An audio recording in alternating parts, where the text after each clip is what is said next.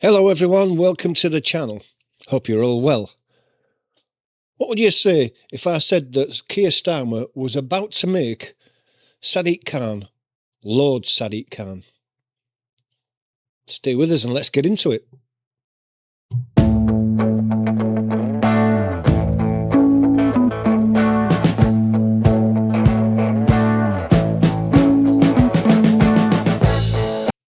So, they're thinking of making Sadiq Khan a Lord. Well, the House of Lords is supposed to be a place of honour. It's a chamber for distinguished public servants who've dedicated their lives to making Britain better. You can't say that you can put Sadiq Khan in that bracket. Has he made London better? Arguably, it's a lot worse. Does he enjoy Britain's heritage? Does he enjoy Britain's history? Absolutely not. After more than 8 years as London Mayor, the rumour is he's in line for a lifetime seat in the Lords. Some call it a reward for long service. Other whispers call it a cynical move to get rid of a rival by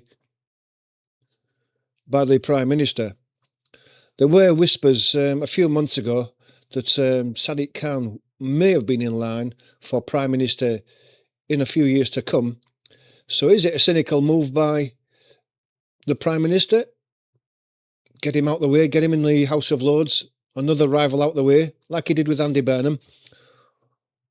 Or is it a secret signal to his Muslim friends saying, I'm still rewarding you Muslims, please vote for me? That remains to be seen. But for the Londoners, the question is simpler. Does his record actually stand up? On-the-ground results justified his kind of honour. Is London a better, safer and more prosperous city today than it was in 2016? And the answer to that is a categorical no, it's not. This isn't about personality, it's about performance. So let's break down his record piece by piece and ask whether a peerage for Sadiq Khan is an honour this city can afford. Let's start with a mayor's number one job at keeping its people safe. Sadiq Khan often talks about being tough on crime, and sure, City Hall might point to stats from 2025 suggesting a drop in violent crime over the previous year, but for millions of Londoners that just doesn't feel like the reality on their streets. And Sadiq Khan there was cherry-picking the findings. You found that some crimes had dropped while others, like knife crime, had really skyrocketed. And the real story of crime under Khan has been one of a pervasive fear. In June 2022, the Metropolitan Police, Britain's most important police force, was plunged into special measures. It was a moment of national humiliation, a formal declaration that the force was fundamentally failing. And why?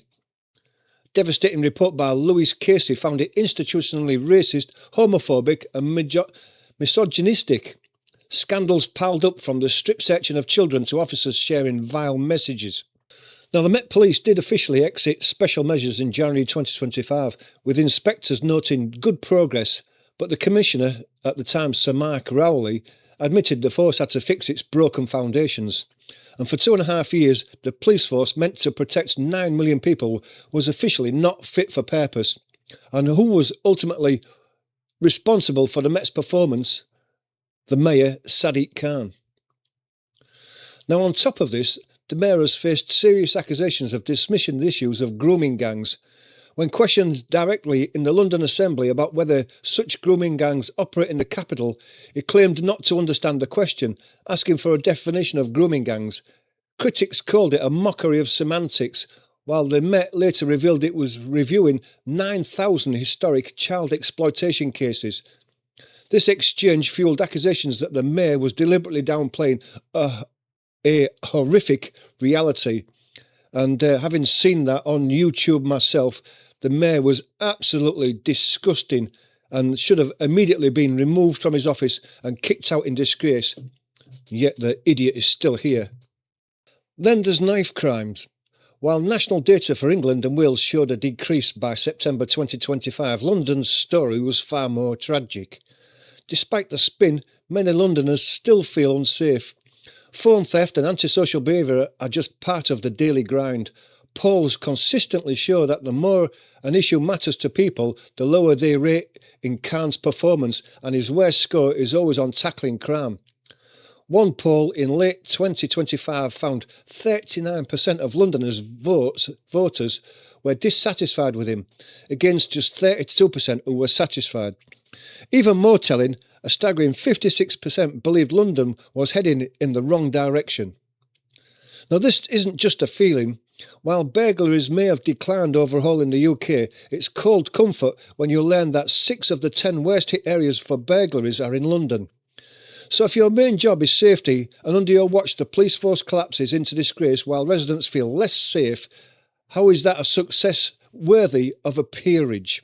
If one policy has defined Sadiq Khan's mayoralty, it's the ultra-low emission zone, or the ULES. The mayor sells it as a world-leading green policy, but for hundreds of thousands of Londoners, it's been a financial nightmare. When ULES expanded to cover all of Greater London in August 2023, the backlash was furious. Critics called it a regressive tax that punishes the poorest, the very people who can't afford a new, compliant car, during a cost of living crisis. Think of the small business owner, the tradesperson or the carer on the city's edge. That's £12.50 daily charge isn't just an inconvenience, it's a crippling blow. An RAC analyst showed nearly 700,000 car owners in Greater London could be on the hook for that charge, not counting vans or people driving in from the home counties. The fishing line has always been about air quality, yet critics point out that much of that improvement would have happened anyway, as people naturally replace their old cars.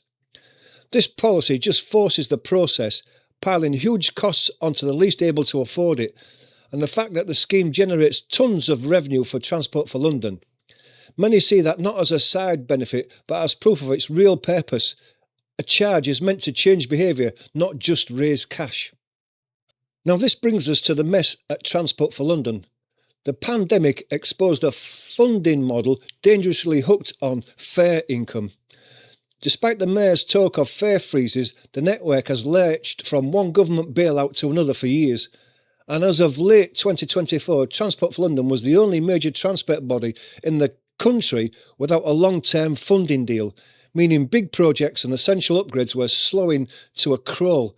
And while Transport for London managed an operating surplus by early 2025, passenger numbers still weren't hitting their targets. And this isn't just about spreadsheets. It's about the managed decline of London's world-famous transport system. Projects get delayed, upgrades are shelved, and the whole thing relies on short-term cash injections just to keep the lights on. A flagship policy that infuriates a huge chunk of the population, plus a transport network without a stable future. Does that sound like a record that deserves a lifetime seat in the Lords? I don't think so. And it's not just about crime or transport. There's a nagging feeling that London's very soul is changing under Sadiq Khan, and not for the better.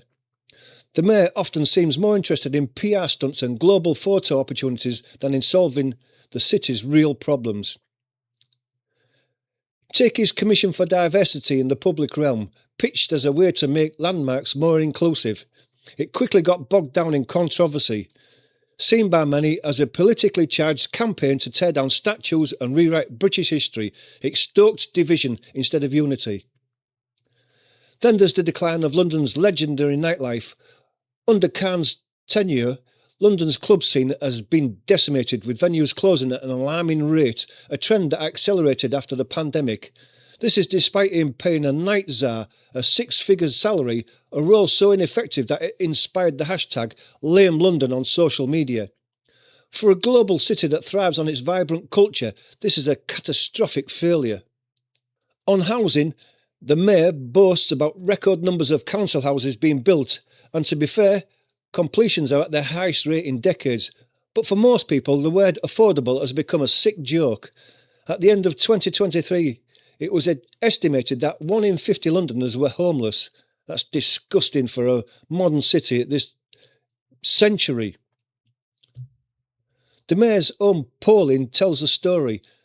An early 2024 poll found out only 27% of Londoners were satisfied with this performance, while 45% were dissatisfied, a number that jumped to 49% in Out of London. Thanks to ULES, a YouGov poll from July 2025 gave him a brutal net favourability rating of -33. This isn't a picture of a beloved successful leader. It's a city divided by a mayor with deeply negative approval ratings. The charge sheet is long. A police force that fell into disgrace. A transport policy that punishes the poor. A hollowing out of the city's culture and a total failure to fix the housing crisis. Each one would be a serious indictment. Together, they paint a picture of the city on the slide. So let's get back to the big question. Does this record justify a peerage? The evidence suggests a resounding no. A seat in the House of Lords is meant for distinguished public service, but the record we've just seen isn't one of distinction. It's one of division, decline and disillusionment.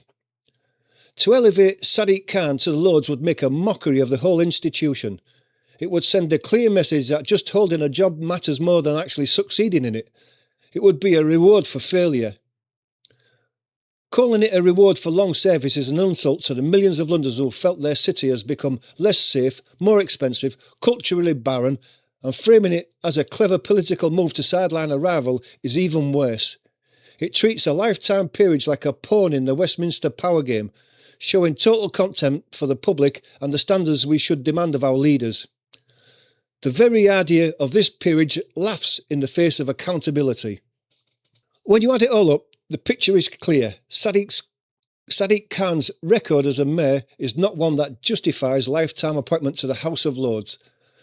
From the collapse of policing standards to the financial pain of ULES and the managed decline of the city's culture, his time in office has been defined by high-profile policies that have hurt huge numbers of people.